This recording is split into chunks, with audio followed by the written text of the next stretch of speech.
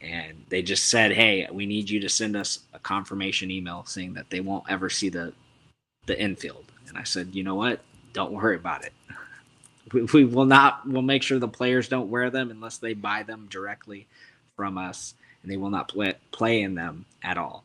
Is anybody there?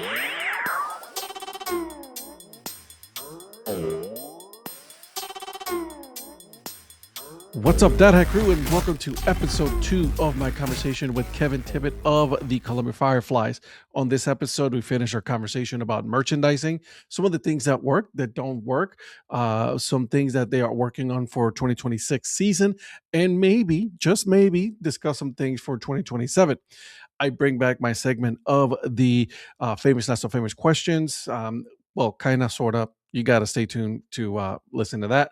And then finally, I also speak with Kelly Robinson of the Minor League Nerd, in which we are talking about the history of Colombia and baseball. It's a great conversation. So, guys, without further ado, I'll give you the episode.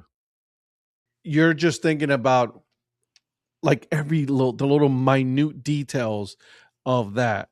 Let me ask you this: comparing both the Portland Sea Dogs and the Columbia Fireflies, obviously different organizations, different logos, different weather, right? Oh, Weather plays a massive part in this, and I'm sure that some of your big ticket items in Portland are not really big ticket items besides the hat, right? Obviously, let's put the hats aside. That number one seller, we know this, but like compare those two stores and what is like to fill out the store in Portland to now here in Columbia.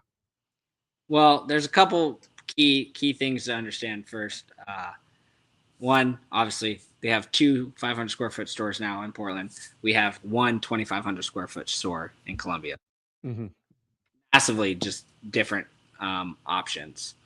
So, Y axis, not so important except for on walls, I'd say. So the layout is much different.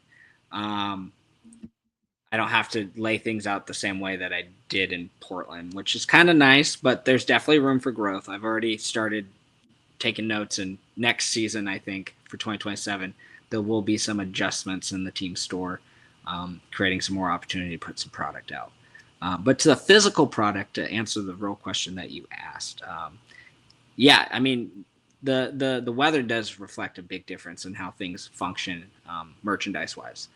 I mean, my first season or second season in Portland, we played one game on opening weekend because the first two were snowed out. How many teams have snow outs during baseball season? Like, not many, if not any. Like us and maybe the Fisher Cats, right? Like, and that's only if they're home too. Like, if they're on the road, probably not. So yeah, it's cold up there. So jackets, sweaters. The weird thing about New England that I never understood with how cold it gets. I mean, it gets below zero for over a month. You'd be lucky if it gets to like 10 degrees. People like crew necks. Like, I get it for the summer, but like even in the summer, it's like, I don't know, like it doesn't get that chilly at that point. Like, and if it does, I'm one of those people. I gotta have something around my neck, even if the hood's not on my head. Like, I don't know, crew necks were huge up there. Um, Another thing, it does go to hats, but it's a different beanies, ski caps, knits, big gloves. Gloves are big up there, knitted gloves. Um, and oh, here's one. And I got this from soccer. You'll appreciate this because of the love for Copa, but scarves. They never had scarves before I was there. And so I brought scarves to the table. It's something that we definitely could sell during the off season, but early April, you know, May, it's cold still. There's no spring in Maine. There's no such thing as spring. Um, it goes straight from melt and cold to just hot, humid summer. Um, and so those are the kind of items that became very popular over there that you could guarantee to sell. Blankets, another good one. But I think you could sell blankets in a lot of different places because they're not always just to keep you warm. Necessarily outside, that's definitely something that you could wear or use inside your house or take out to picnics or beaches and whatnot. There's a lot of different uses for blankets. Something just to sit on because you don't want to sit on the direct metal of a bench or a bleacher. Um, but jackets, they had a lot of fleece, but not a lot of rain jackets, not a lot of weather jackets. And so Colombia, a lot of the opposite. Rain jackets are important. It does rain pretty heavy here, but it does dry up pretty quick. Um, Fleece options, you might need some for some and to some degree. Like during our holiday light season, it might be nice to have that. We will sell it because people do get cold. But jackets, have a couple jackets because it does rain, but nothing too hardy, nothing too heavy. Um, and then, well, when I got there, we had a lot of cotton based stuff, which is fine. But because of how humid and hot it gets, dry fit material, tri blends, things that are a little softer but breathe better. Um, you find that they sell really well. Aside from polos, everybody loves polos down here. It does. I mean, we're 45 minutes from Augusta, right? Like the golf game in Myrtle Beach, you got 300 plus golf courses. Like we're not far from these places. A lot of people that live everywhere in not Columbia, but in South Carolina, they do these things, and so like it's just kind of common to the nature of what people wear. And so you do notice that too. Like in Portland, you'll notice what people are wearing when they show up to a game. And Columbia, the same thing. You just pay attention to those things, and you can pick up on them. But like I brought in some dry fits and some tri blends, and they become some of our quickest selling items because people want those things, and it fits the nature. It's things they can work out in, things that they can just naturally, casually go out in, and not feel like they can't breathe or they're too hot. And so those are some differences of physical merchandise because of weather or other things that might cause or choose to be why some things are more valid or important. And it's interesting because here in the Raleigh area, it's the same thing. You got your polos, you got your hoodies because it can drop during the spring, even during the winter. So you'll have those, right? And going into late summer into fall, we do wear the hoodies, the jackets, and things like that. But like seeing the differences of what sells and not sell is very I find it very fascinating, just to see what each region of the country, or like in different regions, is they sell different things. With that said, what has been one of your you don't have to answer if you don't want to, but like some of the biggest mistakes or some of the mistakes that you've made in merchandising that you think is like, oh yeah, this is gonna sell, and it just completely flops. Uh, well, I found this to be one that's tough everywhere, but I know there's people that wear them, and I'm sure there are a couple places that like are the guarantee must sells, but I have not come across one yet. Long sleeve shirts in general. I mean, in Portland, don't get me wrong, they already normally ordered X amount of them every year. And then they ordered others and stuff. And so I kind of just casually just did the same thing. But I noticed like every year or towards the end of the season, like what did we have the most extra stock of? Long sleeve shirts. It's like, so why are we ordering all these long sleeve shirts, or why have we continued to order them? Um, that's a tough one. Long sleeve shirts here. Well, maybe. I mean, I'll give it to you. There might be like the exception, like Columbia Sportswear, PFG, terminal tackle kind of thing. Um, you know, they're sun repellent and they breathe well. I'll give you that. People fish, people golf. They're just nice to wear. They're comfy to lounge in. That I'd say it's anecdotal. But like your standard long sleeve shirts and stuff, uh, that's one of the biggest problems I've probably ever. It just like you're trying to find, I was like, oh, there's some cool things that we can do with long sleeve, and you're like, nope, can't do that because it's not gonna be a hot seller. I'd rather just be wrong for once on that one thing and be like, you know what, we're not doing this and missed out on that than do it 10 times again. I was just gonna say, because you have a budget that you need to abide by, and then not only that, but like, all right, let's say that it doesn't sell. Now you're having to mark it down, right? Because you got to get rid of this merch because you got to make room for the next merch for next year. So you cannot. It's like it's that balance that you got to keep. I'd rather like staples order more of, because those are the, like, your standard logo tees are going to be like the things that people want, or people that are at their first time game, or it's just the iconic part of the game. It's like when you go to a Braves game, if you're a Braves fan, I'm not saying you are, but if you go to a Braves game, like, you're more likely going to get the hat with the A or a shirt with the A on it, not something else, right? That says Atlanta or Braves on it in some stylized way. There are people that buy that stuff, yes, and I'm not saying you can't carry it, but the Yeah. most selling items are going to be the New York Yankee NY. Like you're not gonna, some people will get the retro stuff, and that's fine, and that's okay. At one time, that was the logo, the hat with the bat, like, and it's still used prevalently.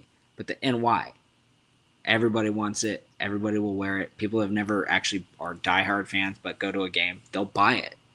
And so, having an over amount like of that stuff is great, but I'd rather have minimums of a lot of the other stuff and just hopefully sell out or get close to selling out and then calling it good. And if I run out of stuff, you order a couple other things during the season in advance before you think you're gonna, and you just replace it when you need to, and you just cycle. I gotcha. Let me ask you this: Do you obviously the ones that you have to keep on constantly ordering are the hats, the jerseys. Those are the ones that you're like, okay, once we sell them, those are the hot ticket items. Let's keep, let's keep that order coming.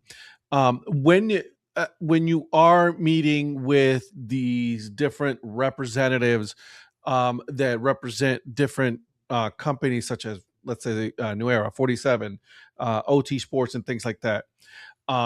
Like, do you have a session in which you guys are brainstorming these kind of things, like, hey, what's going to be a hot ticket item? Are you responsible for that, or is it someone with the team that's doing that? 100% me, 100%. And sometimes there is a little brainstorming. Usually they do come and say, hey, these are like what we have new, and they usually have some good prime examples. Like 47 brand, we do that a year in advance. All that happens a year in advance. They have a catalog that goes together. They have a contract with MLB. Whatever they show for MLB, they offer for minor league baseball as well. So all that stuff is accessible, and we order that a year in advance.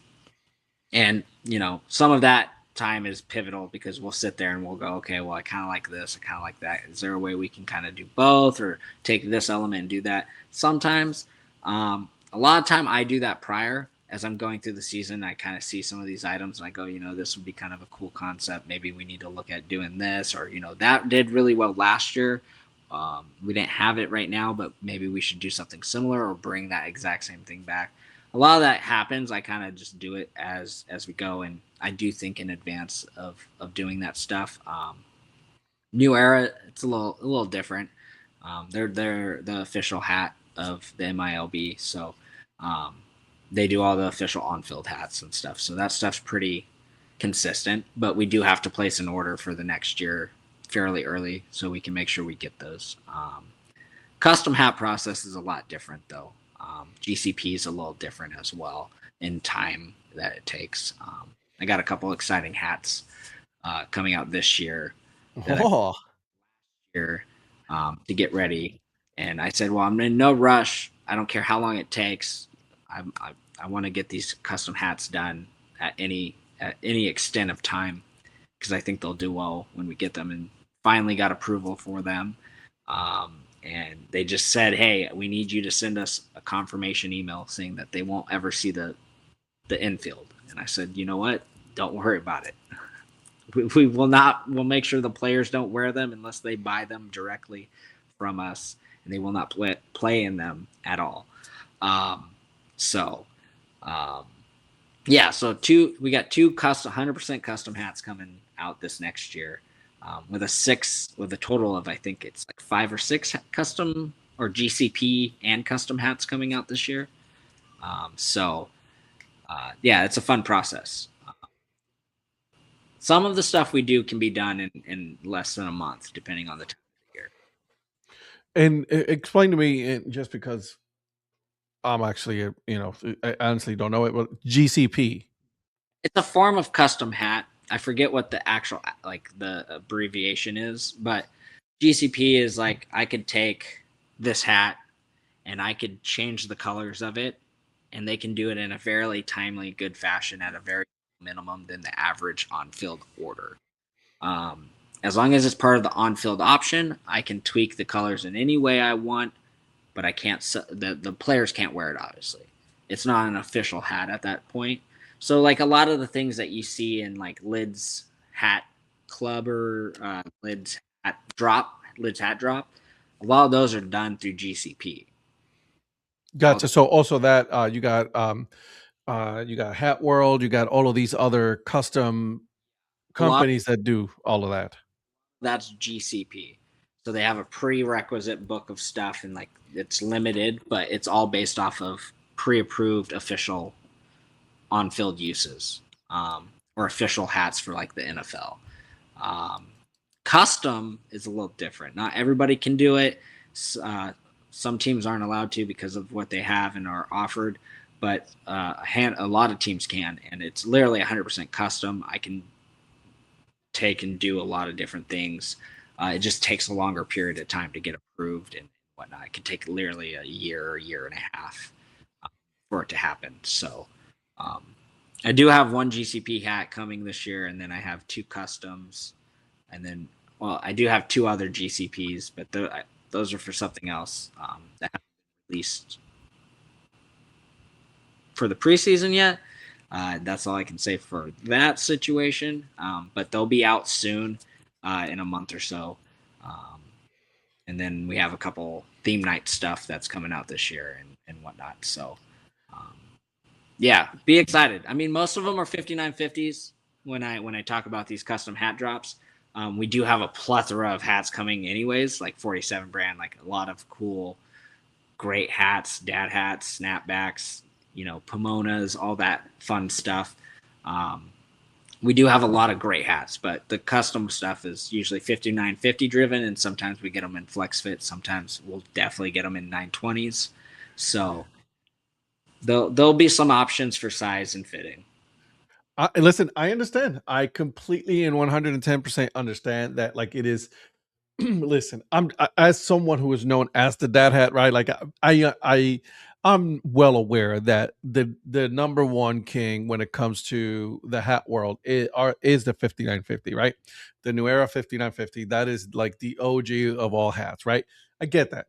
But I do appreciate that a lot of teams are now selling a lot more dad hats and they're becoming a lot more popular. Yeah, but that 47 cleanup you got on is top notch. Oh, by far. Like, right, this is the mason jar, right? I mean, this is the stone washed mason jar 47 cleanup. Yeah. No, cleanups are sweet. I like a good cleanup hat. I'm not gonna lie. Um, Preferably, I wear a lot of 5950s, but if I'm wearing an adjustable, I'm a big cleanup fan.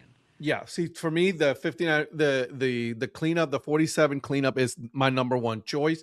Then you have the 920, the new version of the 920, because there was an older version of the 920 where they were using the same material as the new era 950, and it was an absolute disaster. Like it was just such like when you think of a dad hat, you think of something that you can just obviously like do this to it, like you crunch it up, and it still goes back to the same form. With a 5950 or that old version of the 920, you did that to it, you ruined that hat. You'll leave a dent.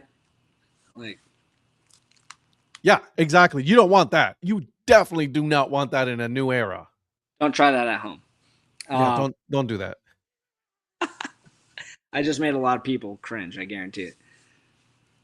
But yeah, so like vendor play, like I said, a lot of it happens a year in advance. Some of it can happen within a month, just depending on what you're ordering and the extensive outsourcing. If it's domestic, very quick. If it's imported, obviously it takes longer. Um, so, but yeah, good amount of hat selection and good things going on.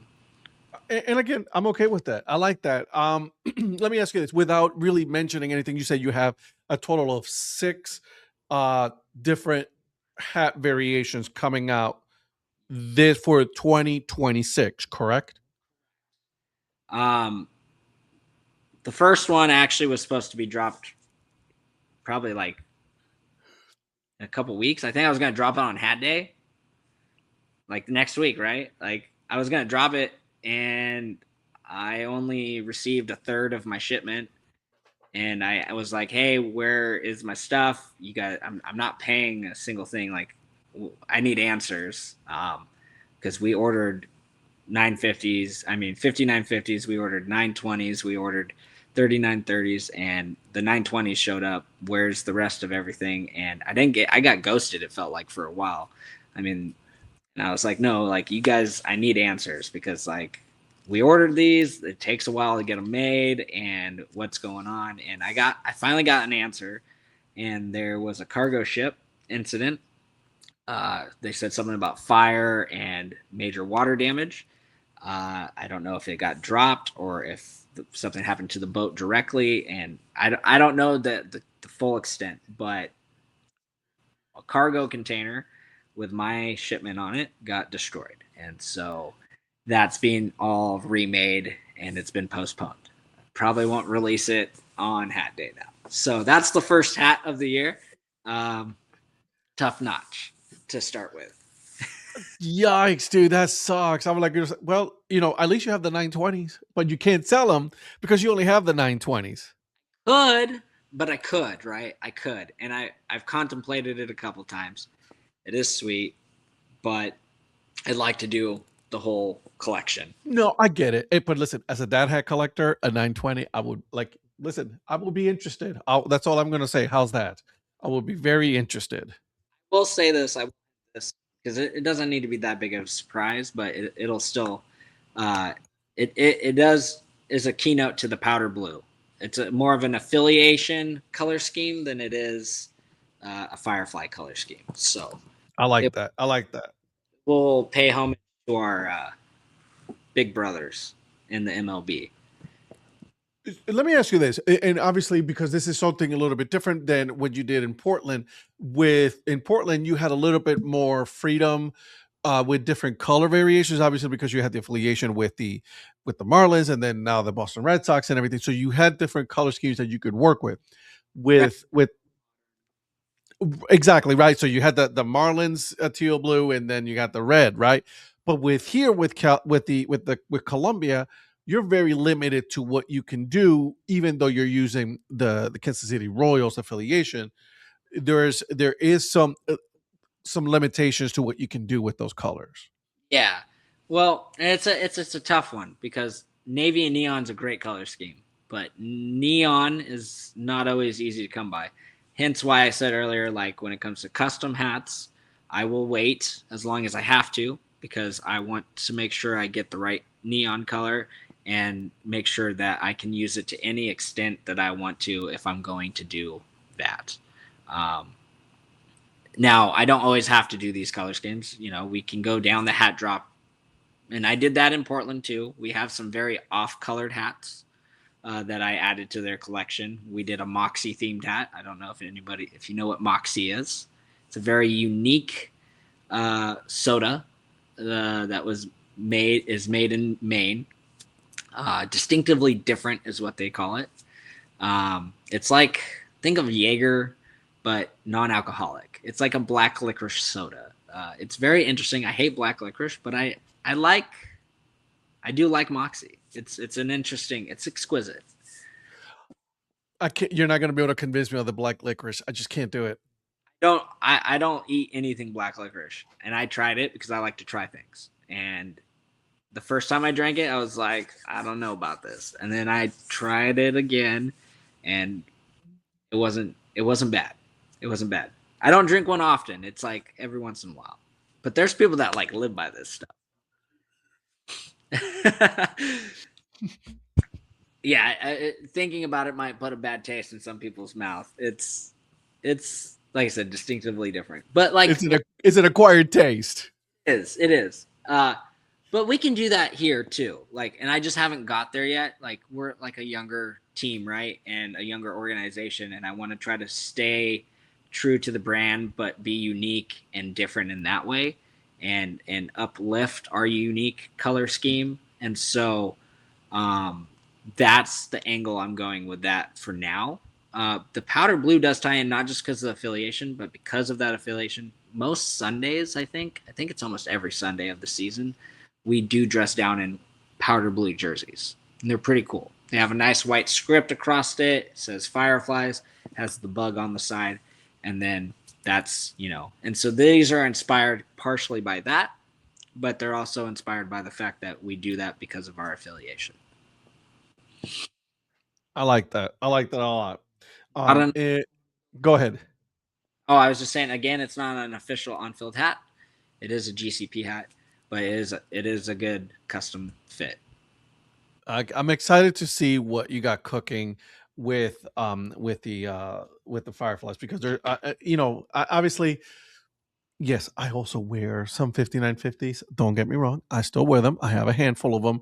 I have been influenced by my friends, right? Especially Donnie and Patrick and Eric and Virgil. Like, these are guys that are my friends that they are always wearing the 5950s. I'm the one who wears mostly dad hats.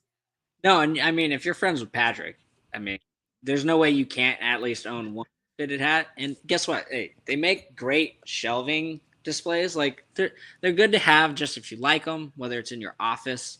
Like my dad, he has fitted hats, but he doesn't wear them. But he's like a Dodgers fan and all this stuff, so he has like Dodger hats on his shelf and on his desk, right? So you don't have to wear them to have them. They also look great on a hat wall, or if you have at least a small collection, as we both have agreed with. And also, I mean, if you're friends with Donnie, I mean, he has a great selection of hats. He goes dads, he goes fitted, he goes everything. Official league hats. I mean, you name it. He if he likes it, he likes it, and that's okay. Yeah, I mean, see, that's the thing. Like, I own everything. Like, I own at least 30 official league hats, at least.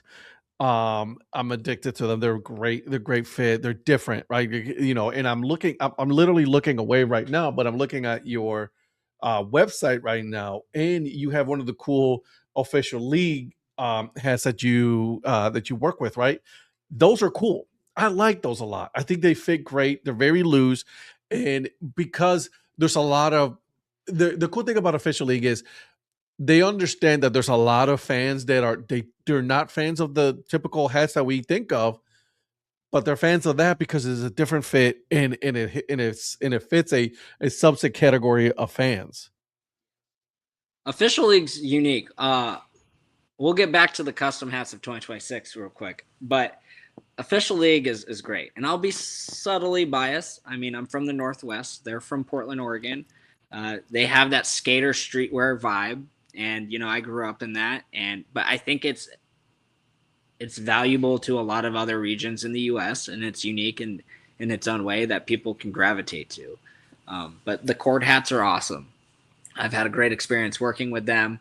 I designed an awesome hat in Portland that's geographically based, and it has waves around it and everything, and then it has slugger swimming in it.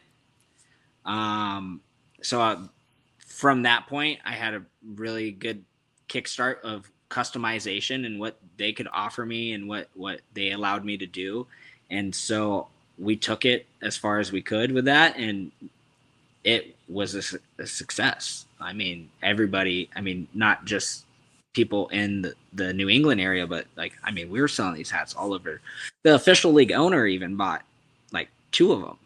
It's like, you make these. I'm sure you have extra samples lying around. Like, why are you buying these? But it was such he believes in the brand. That's why. It's a good brand. But it went so well that like that next Coachella season, they based a hat kind of off of that idea. Now it doesn't have waves on it, but they made a rocky geographical landscape on the hat, and it said Coachella and the font and everything, and it was a cool hat. And they told me that we liked your wave hat so much, and the idea that inspired it, that we wanted to try to offer that for something else. And they sold plethora of those hats. And so when I got down here and I met up and found out that my rep, like back to the vendor conversation, my rep here is my same rep that I had in Portland.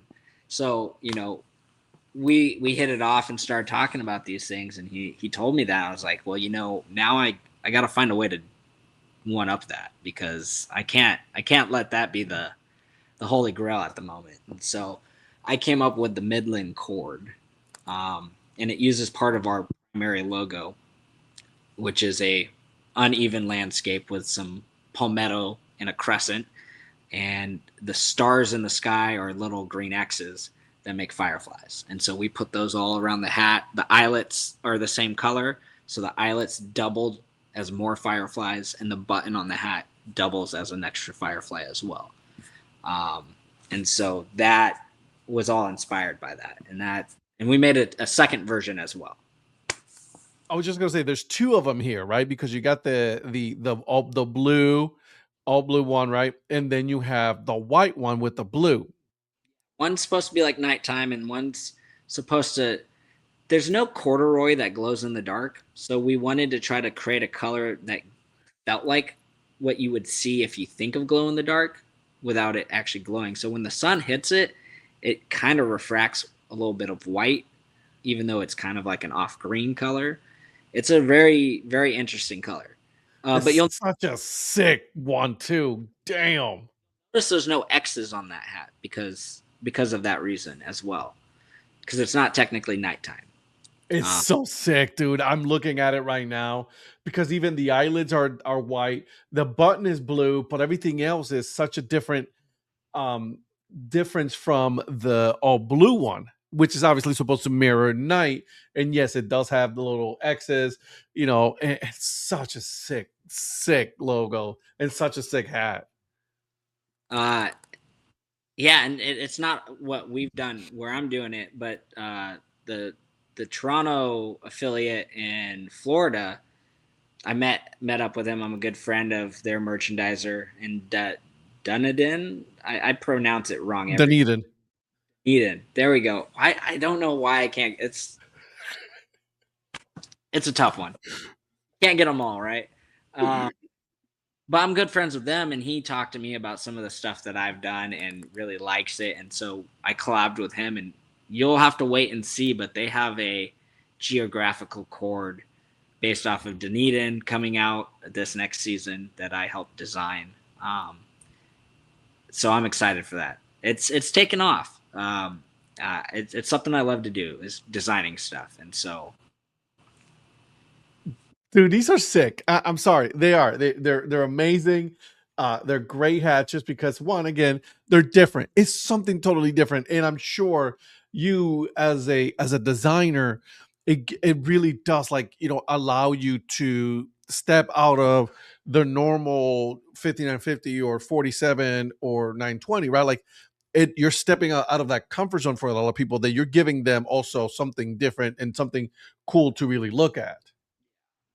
no, and that's that, and it's a different style. So technically, in some ways, you can think that maybe there's a different demographic, or you're creating opportunity to get people that are 5950 lovers to go, hey, or 950, or hitch hats or whatever, to go, hey, maybe I'm going to try something a little different.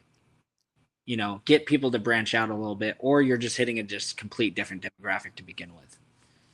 Yeah, no, this is sick. I like this a lot. It's really cool the way that the official league has come in. And I remember when they came in and they released some, obviously Portland Pickles, same ownership, right? Portland Pickles, and now they're Lake County captains. So it's like, I'm trust me, I'm there, and it's like this is different. This is cool, and the way that they have come in and done such a great job with MLB paint and NBA paint, it's cool. I like it. I'm sorry, I'm rambling, but it's just because I'm such a big fan. No, I don't disagree at all. And like I said, I'm not even like it. You can. It's a low bias, but like low key, it's a great brand. Even if they weren't from the Northwest, I would, and it was 100% the same brand and company and product, I would stand by it no matter what. Well, I'm from all the way now on the east coast of in North Carolina, right? Like I'm biased towards it because they're different. So I appreciate that what they do. I really do. But getting back to the GCP and the custom hats for 2026. So you say you have that one, which is very oriented towards that partnership, partner with Major League Baseball. What's the other one? Is there anything that you can say on the other one? 2 college themed ones. That's all I'll say. Okay. We very limited, very limited. And then we have 2 full customs. So there's 5 right there. And then we have a theme night that I can't speak of yet. No problem at all. We will leave it at that. GCP, that is an official on-field hat that will be exclusive. You could say 7 if you want to count our 2026 Mason mascot hat. That is the new BP hat for 2026. I said that backwards, but yeah, the new BP hat for next year or this year. I like that one. That one right there. Interested in seeing if you do bring eventually a dad head version of that.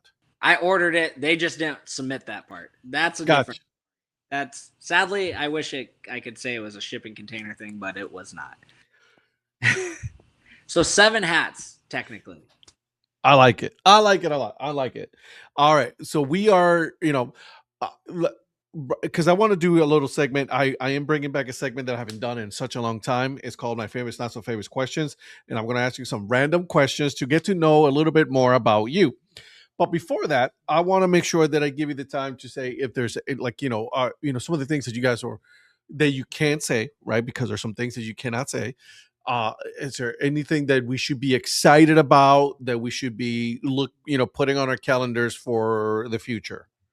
Oh, the 2026 promotion schedule is going to be fantastic. 10-year anniversary. I mean, this next season is going to be off the wall. I mean, we've put a lot of great effort into building it, and it will be getting released in the near future, and there'll be a lot of excitement for that. And I mean, we had a record-breaking season last year, made it to the playoffs, went to Game 3, and yes, we fell short, but I have very high likeliness that we will be able to repeat it again, if not hopefully take it this time. And, things happen. So, but I think it's possible. Great organization, great affiliation as well.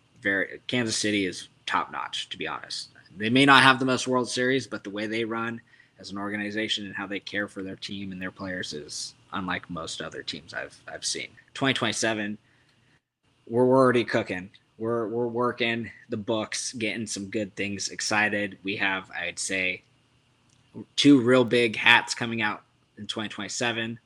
One's like a City Connect theme night, and we're cooking our Copa brand and revitalizing it.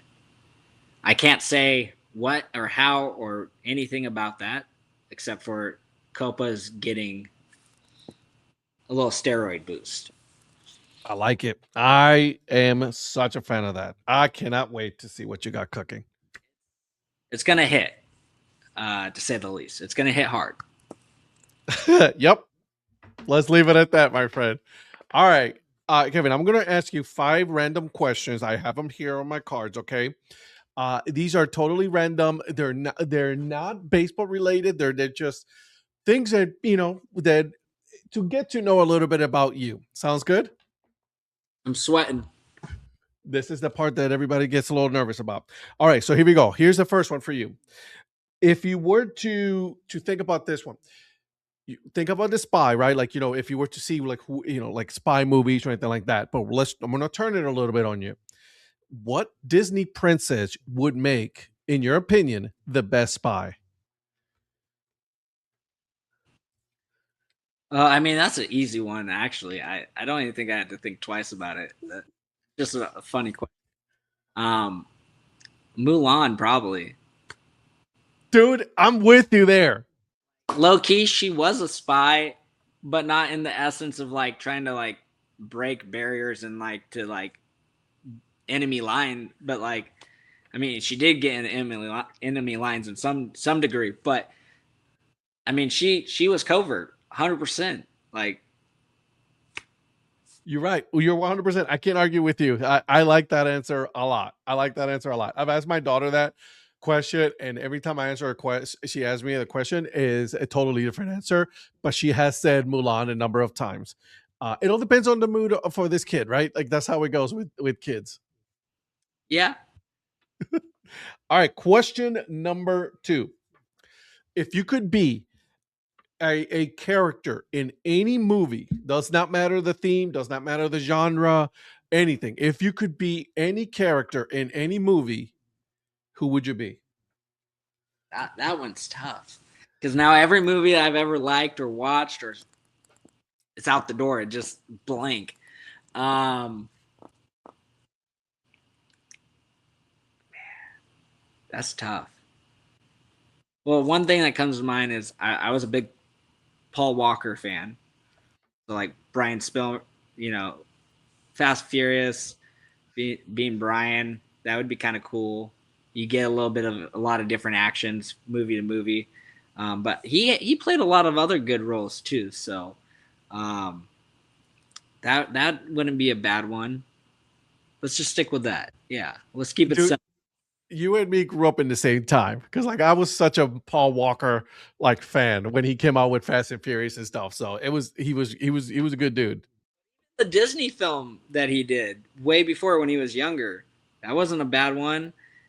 He did a scary movie with a semi truck driver, and I forget what it's called, but they're like playing with the comm radios, and they're screwing with that one guy.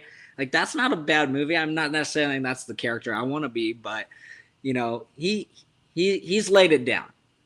Dude, he was in Varsity Blues. He was in Skulls. Um, Another good one.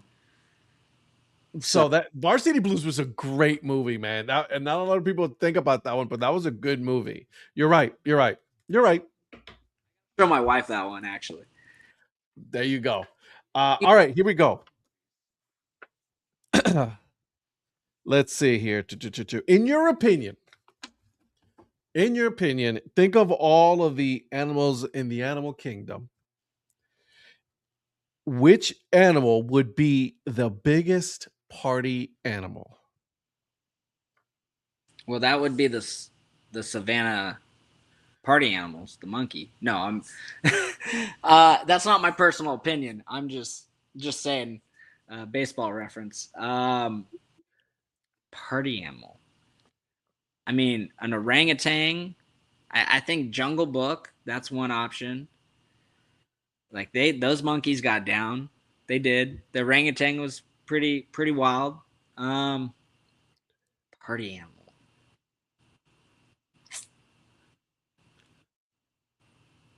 See, this is where it gets tough because you start thinking about it. All of the different choices that you could have.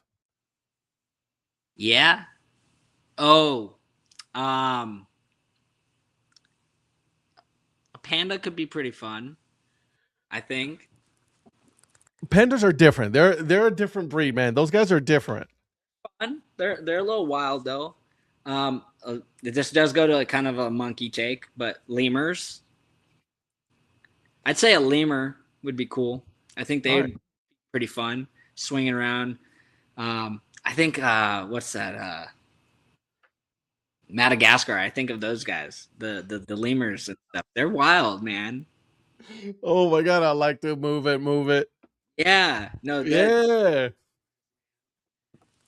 I like that. You know what? You're right. I like that one a lot. All right, well, let's stick to the theme animal here. Okay, so we got 3 questions that we're done. We're gonna number 4 here. If you could have any wild animal as a pet, which animal would you choose? wild animal. Yep. Yeah. I've always wanted a spider monkey. There's little spider monkeys. Those are kind of cool. It's not technically wild, but it's close. An F1 Savannah cat. Have you ever heard of those? No. You got to look that up. You do. It's like the dog of cats. I mean, we're talking, it's smaller than a cheetah, but it's a pretty big sized cat. It's F1 because it is like full bred almost. It's full bred. But it's wild, man. They're very friendly, very docile, very they're kid oriented. They're not gonna but they're very protective, like your standard like German shepherds and your security dogs that you want. So they can do some damage, but they are also very family loving. Dude, they look like a cheetah. Yeah, but they're way smaller. I promise Yo, you. yeah. They're 100% a whole lot smaller because I'm seeing humans holding these little things, but it's like, wow. They are bigger than most cats. Definitely Oh, domestic. so I'm literally looking at a picture right now of that cat right next to a domesticated cat. That's hilarious. Yeah. So no, they're very well trained, composure through the roof. So I I would like that. definitely one of them and a little spider monkey. Okay, I'm good with that. I like that. All right, last one. This is a super easy one. Okay, as a kid, what was your favorite cereal that you liked as a kid? Yeah, that's easy. Fruity Pebbles. Bro, I still love Fruity Pebbles to this day. I have a dog bowl that I got from Vans Off the Wall when we first moved here.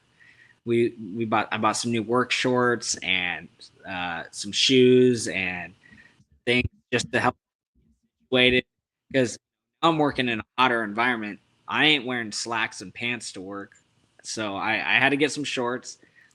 And the one of the people working there was from Portland, Maine, and they loved us so much in our interaction. They gave us a bunch of goodie stuff, and so they gave us this Vans Off the Wall dog bowl, and I literally eat cereal out of it. That's awesome. Dude, I'm telling you, I love Fruity Pebbles. It is one of my favorite of all time. I go to there's this ice cream shop that makes a Fruity Pebbles ice cream, and then they top it off with actual Fruity Pebbles.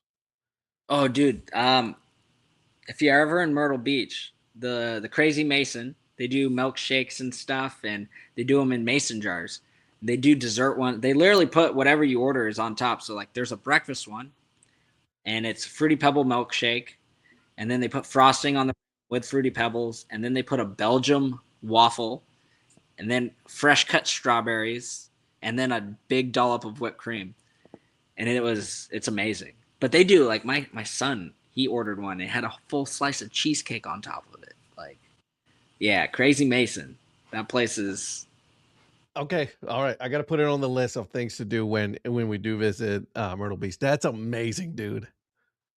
I'm sure might be another one somewhere. I'm sure it's not the only one, and if it is, more reason to do it.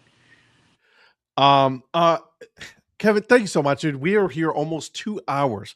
This interview has gone almost 2 hours, an hour and 40 minutes right now is for us talking. So thank you so much for doing this. Where can people find the team in all of that on the socials and things like that? Cola Fireflies, Columbia Fireflies. Um, on social media, you can find us on pretty much every platform.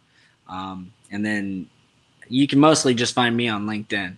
So maybe that might change. There might be a merch Instagram or something in the future. I'm not too sure about that yet.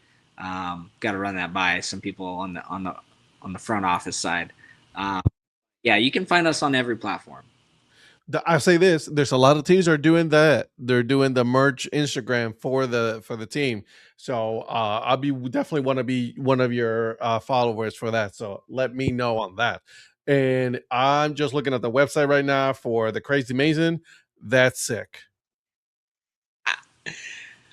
We were there for like a month ago, around Thanksgiving, and they already had the Christmas stuff out, and I got one with a two Christmas trees on it and a bunch of whipped cream and red and green sprinkles, and I tell you what, it never lets anyone down, I think. Oh, okay. All right. So we'll put it on the list, man. Thank you so much, man. Make sure that you guys are following the Color Fireflies. If you are looking to do any kind of business or any design, make sure you connect with my friend Kevin here on LinkedIn. We will, we will definitely see y'all. We'll try to make sure that I'll try to make it down to Colombia sometime in the season. So Yeah, hey, stop by, and if you ever want on one of the podcasts or to meet up with you, Donnie and Patrick, and do some discussions, I'm open to it. We can always talk about anything. sounds good to me. I mean, we've talked for an hour and 40, so I think we're good. We're good with talking. So welcome everybody. And so guys, really quick, I want to do a quick segment here for you guys. And I'm going to be doing this going forward for the Data Chronicles podcast. I am going to be giving you not only the interview for the person that I'm interviewing for the team and what's going on with that specific team. This episode obviously is going to involve the Columbia Fireflies. So I have my good friend and fellow podcaster, Kelly Robinson. Oh, look at that thing. And if you guys are watching on YouTube, you got to see what he is wearing. A beautiful white jersey with the neon green, and that hat is absolutely gorgeous. Is that the one that glows in the dark? Both the cap and the jersey glow in the dark. Glow in the dark. See, there it is. I got love back in 2016 when we went to a game. I love that. So guys, so if you guys are on YouTube, make sure you guys check it out. Or if you're not, go on there, hit the subscribe button, and then take a look, as he has some cool stuff going on. And we're going to be doing a little show and tell today, because we're going to be talking about the history of Colombia as far as baseball is concerned. So I wanted to give you guys a little bit of extra as far as that's concerned. But before we do that, Kelly, tell me a little bit about your podcast and what you do, my friend, because it's great. So I'm the Minor League Nerd, both YouTube channel and podcast. So our regular shows, which are currently on break for the season, we cover the history of minor league baseball teams, stories, just various things that happen throughout minor league baseball, but mostly focusing on the history of teams. We'll cover from the start of the team all the way up to, we tend to stick more with pre-1990 teams. So, we'll just cover the entire history of the team, telling stories just about the different franchises. I love it. Absolutely love it. The new season will be starting in April with the start of baseball season. Oh, that's amazing. Wait, hold on a second. You're not doing spring training? That's crazy talk. No, not doing spring training game. No, because I need more time to get these episodes together. I get it. But there will be 2 episodes, and this is breaking news. There will be 2 episodes airing in February. I'm not going to talk about what they are, but there are going to be 2 episodes airing in February, both on podcast versions and on YouTube. But we are doing, during this time off, we are hosting doing a show called My Favorite Baseball Memory. We're having different people on. It's in every other week, so basically 2 episodes a month, where we just have people on to talk about their favorite baseball memories. All right, my friend, let's get into this. Let's get into a little bit of history of Colombia, because obviously it's very storied, right? I'm sure there's a lot of teams that have gone through Colombia, South Carolina. There have been. They've mostly played in the South Atlantic League, or it was kind of is now, but not as much, the Sally League. So their first team actually played in 1892. But season didn't really last all that long. It started in April and ended in early June. It was they were the Columbia Skyscraper. Actually, no, sorry. Lost my note. Oh, there. Yeah, they were the Columbia Senators. Okay. It was a Columbia. There was a team in Charlotte who didn't have a nickname, the Charleston Seagulls, and then a team in Winston, North Carolina, who were called the Hornets, and apparently later changed their name to the Blue Sluggers. But the whole league fell apart on June 10th when the Winston team disbanded. No. Okay. 4-team league. You can't really play with 3 teams. Doesn't really work. Right. There have been some leagues in the past that were 4 teams and dropped down to 2, and they just played each other. No fun. Yeah, that is no fun. But through the end of April, so end of April to early June, they ended 17-15 was their record, and that was in 3rd place. But as far as I can tell, no pennant was actually awarded because the whole league just fell apart. So yeah. But then there was a team, the next team, which was a professional team. I searched newspapers, I couldn't find anything confirming this, but there was a team called the Columbia Skyscrapers that played a non-league season in 1903.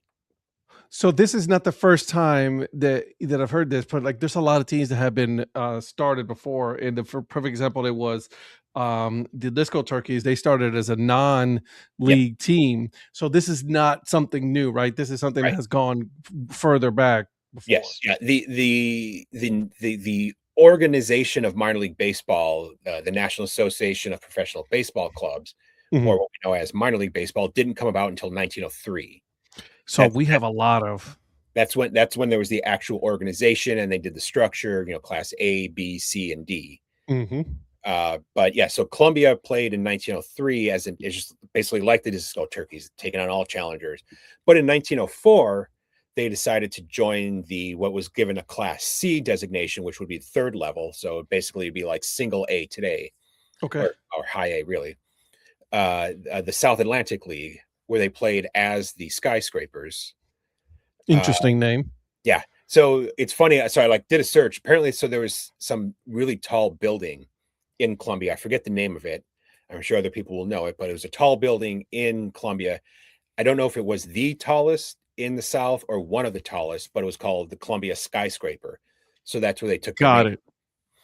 Okay. They played in that league with a team from Macon, Georgia, Savannah, Georgia, Charleston, South Carolina, Jacksonville, Florida, and Augusta. Skyscrapers didn't do too good. They finished in fifth place, 47-62. Interesting. And this was before playoffs, though.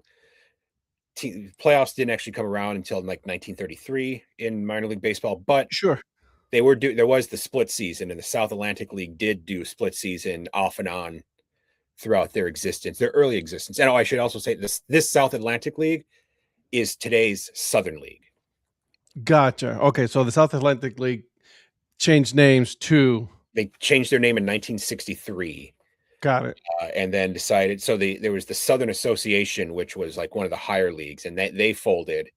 And so after they folded, the South Atlantic League, it's like, we're going to change our name to the Southern League, but we're going to start with a whole new slate of records. We're not going to include the old records. So they started as a brand new league, brand new name, brand new record, and Interesting. ended up getting bumped up to a higher level. Okay, I can see that. Okay. But this team, the Skyscraper team, actually ended up playing through 1912. Oh, so they had a pretty good, decent run. Pretty good run. Changed their name up several times. They were known as the Gamecocks because it's South Carolina. South Carolina. They were also known as the Commies and the Comers, which this is long before the term commie became a bad word here in this Bad, country. bad term. Yeah, exactly. But commie was short for commissioners. Huh. So instead of going at being the Columbia Commissioners, they were just shortened to the Commies or the Comers. Interesting. But this team also was not very good. They finished in last place 5 times. Mm. But they finally did have some success in 1911.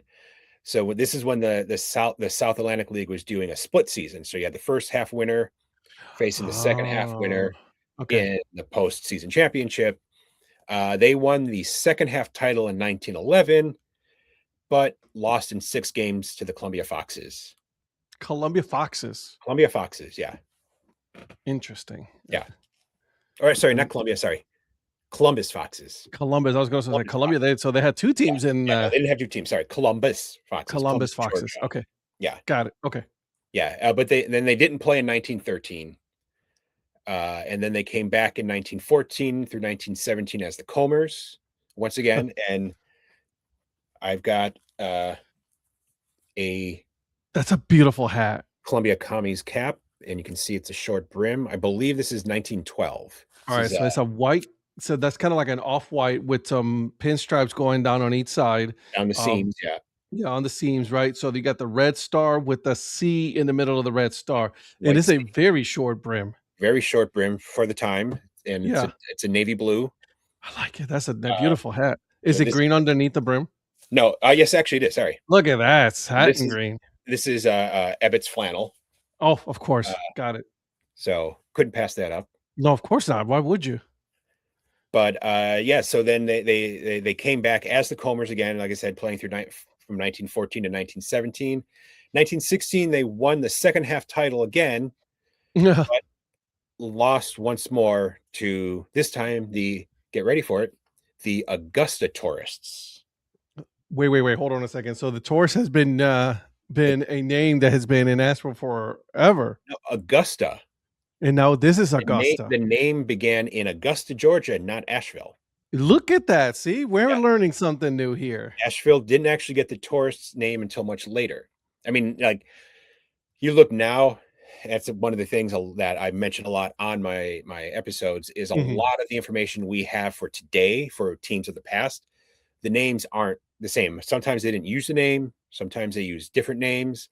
They didn't actually use the Augusta Taurus until, I believe, it was the early 20s. Mm. And I think it was actually, the Asheville Taurus into the 20s. And I think it was because the Augusta Taurus moved to Asheville. And that's so they kept the name with Yeah. them. So let's just instead of being Augusta Tourists, we're going to be the Asheville Tourists. Yeah, because Augusta wasn't working, so let's move somewhere else. Makes sense. Okay. It's very minor league. Yeah, it's very, teams move all the time. And it happened back then. I mean, teams moved in the middle of the season sometimes. Yeah. But yeah, so then the league played in 1917, and most people who are big into history like me know something major happened in the U.S. in 1917. We joined World War I. Correct. So that I call the first great disruptor of minor league baseball, because there have been 5 big disruptors of minor league baseball. The first one being World War I, Uh-huh. which lots of teams ended up starting the season, but then shut down early. Some did come back in 1918 because for the war effort. Some just never came back at all. The South Atlantic League did start in April. They started after the U.S. declared war. They played their season, but their season only went to July 4th. Wow. Okay. Due to the war effort, no league went fully, not even Major League Baseball went all the way through. Major League Baseball ended up cutting their season a month short.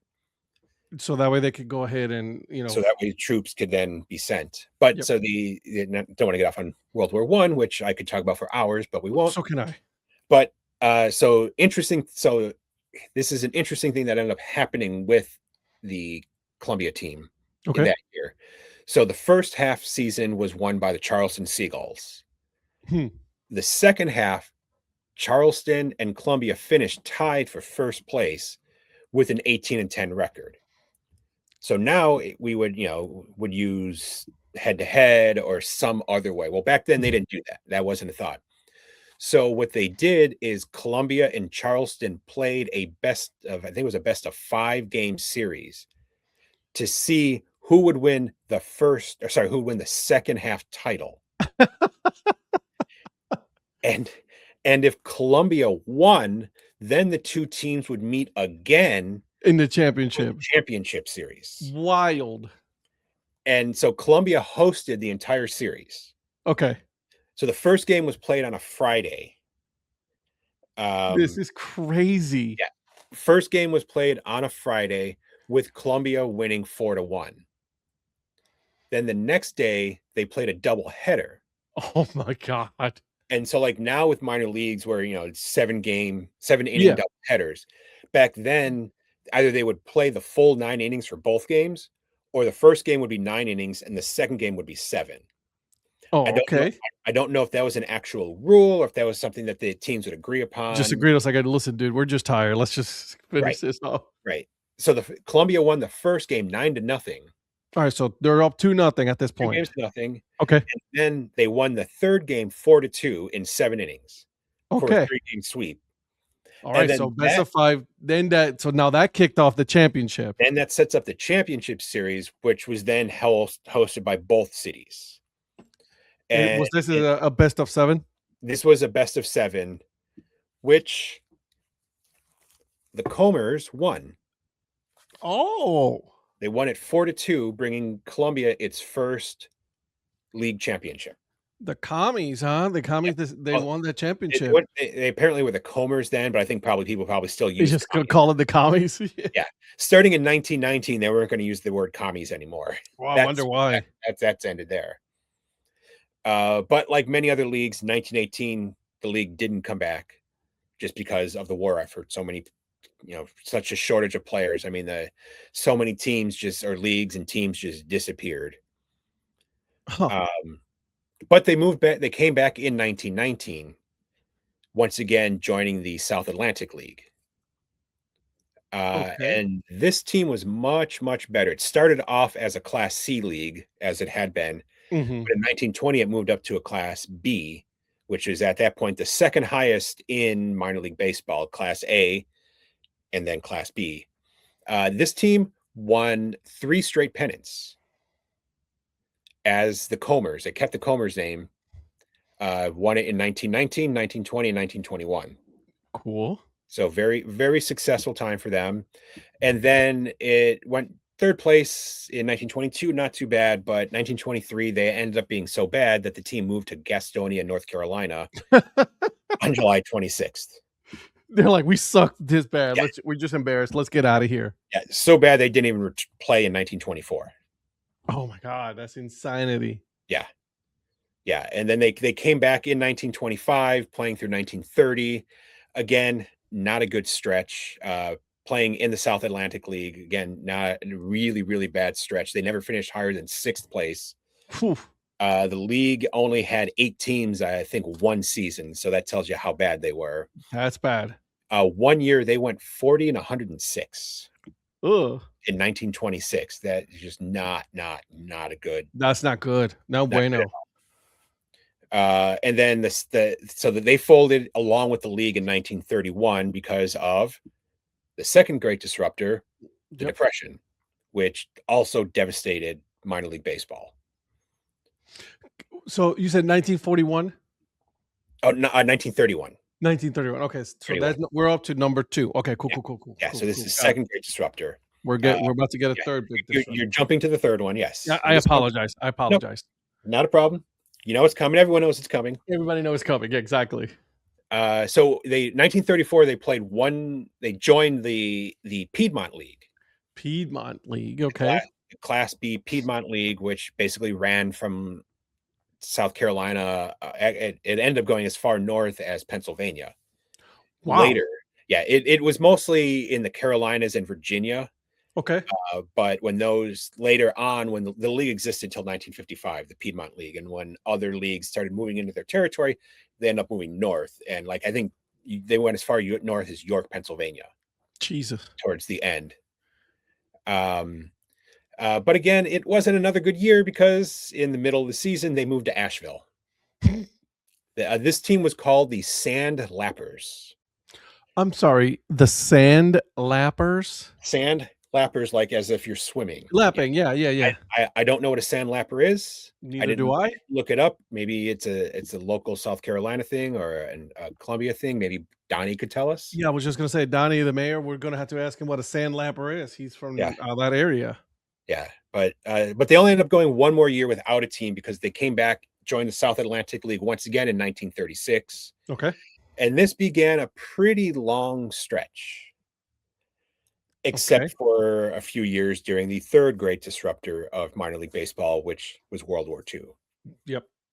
So this time they actually became an affiliated club for the first time. They signed up with the Washington Senators, playing 3 years with them, 36, 37, and 38. And then in 1939, they teamed up with the Boston Bees, also known as the Boston Braves. And then 1938 saw them make the playoffs for the first time because the South Atlantic League started using a playoff system. Interesting. But it didn't go well. They got knocked out in the first round by Savannah, losing in 7 games. So at least they made it interesting. I like it. I like this. Then 1939, they joined the Cincinnati Reds, where they would stay with the Reds for a really long time, up until 1955. Oh wow, that's a long time. You're right. Yeah. And they played as the Columbia Reds. So they were the whole time they were the Columbia Reds. The whole time they were the Columbia Reds. So they were Paul's enemy, taking their when it comes to Paul, the Baseball by Design podcast, he does not like. Well, neither do I, honestly. When minor league teams, I never liked it, but if the major league club owns it, I have less problem. Yeah, I get that. But if you don't own it, but why should you? I at least like it when the team will though like be creative with it, like not just go straight up. Like the Tampa Yankees were just terrible because it was all they look just like the Yankees. Right. But other teams would kind of do their own thing but keep the name, so it worked. Memphis Redbirds. Yeah, You know what I mean? Like when they did that. So yeah. okay. Uh, Okay. but I yeah, can get with that. so yeah, they were the stretch through 1945, or sorry, through 1955, except for the third great disruptor. The league didn't play from 1941 to 1945 because it shut down due to World War One. Sorry, World War Two. Two, correct. Sorry, it was 42 to 45. They didn't play. 1941 was their last. The last season that they played. Yeah, which they won. They won the South Atlantic League Championship Series in 1941. Okay. And then when the league came back in 46, they won it in 53. So they had two more championships. That's three championships for Columbia, South Carolina that they brought. I like it. But then things got bad because in 1956 and 1957, they were with the Kansas City Athletics. Whew. And well, yeah. Yeah, we know what happened with the Kansas City Athletics. But they didn't play as the Athletics. They played as the Gems. Columbia Gems. The Columbia Gems at this point. Okay. Never didn't make the playoffs. Short. They're like, nope, we're good. Then there's a big long stretch where there is no team in Columbia, South Carolina, no professional team. So there's like regular teams here and there, but nothing professional. Nothing from 1958 to 1982. Oh, wow. So that's a long time without a team. 24 seasons or 25 seasons without baseball. Baseball. Really? Yeah. Yeah. Like the no professional teams. Like, I don't know if Columbia, they might have had like local teams play or like Sandlot teams. I don't know. Yeah. Don't know. But they weren't professional. That's all I can tell you. Okay. All right. But 1983, they got a team when the Shelby Mets from I believe it's Shelby. I don't know if Shelby is in North or South Carolina. North. I think it's South Carolina. This is South? I think it's South. But they moved to Columbia, becoming the Columbia Mets. Okay. There is a Shelby, North Carolina. It's Shelby, North Carolina. So that might have been Shelby, North Carolina. There's both. So there you go. I think this was South Carolina, but I'm not 100%. I did not look it up. It's because it's right there on the border. Okay. So it's like the Bristols. Yep. Yeah. Exactly. The state liners. Okay. Yeah. But yeah, so then this started another long stretch, which this team started in 83 and actually went all the way up until 2004. So I guess not that long a stretch, about 20 years. Still. So they weren't the Mets the entire time. They did win a championship as the Columbia Mets in 1986. Mm-hmm. Actually, it was twice. 1986 and 1991, they won as the Shelby Mets to bring 5 championships, South Atlantic League championships, to the to Columbia. But this, I should say, this South Atlantic League is not connected to the old one. Is a different one. It's a total different one. This one started in 1977 as the Western Carolinas League, became the South Atlantic League in 1980. Okay. So they're not the same. They're completely different. But in 1993, they changed their name, and I have more visual aids. Ooh, I like this. Let's go. They changed their name to the Capital City Bombers. That's such a nice logo. So that's a black hat with a C on it with the plane going through the sea. Yep, with a red outline of the sea, red and then white outline. That's right. But there's more.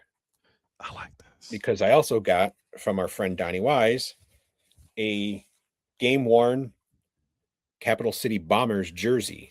Is that like a cream color or is it white? It is a white, but it's kind of dirty. It started as a white. It was white, but over time, and you can even see some of the piping down the middle is kind of faded. Yeah. But what I really like about it is it's a side patch.